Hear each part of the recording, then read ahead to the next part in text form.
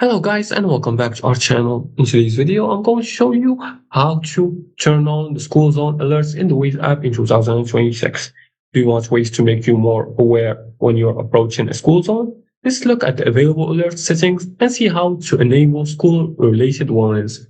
But before we start, the Waze app is available in the Play Store and also in the App Store if you download it from there and benefits from an easy and practical driving experience. So let's go back to our topic and learn how to turn on school zone alerts in the Waze app in 2026. So the first thing you want to do is to open the Waze app. Then you're going to click on the three horizontal lines on the left side of the screen.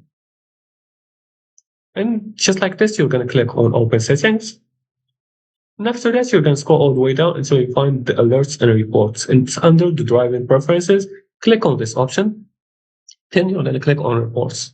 Now here, you're going to select from the features from here.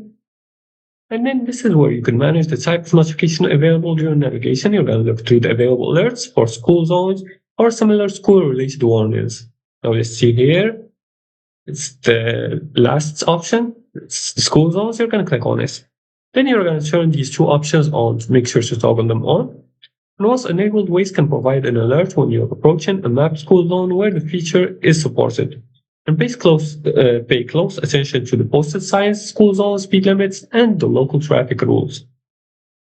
And make sure Waze is updated to the latest version. And that's how you check and enable school zones alerts in the Waze app in 2026. Stay alert and follow the posted signs and drive carefully around school areas.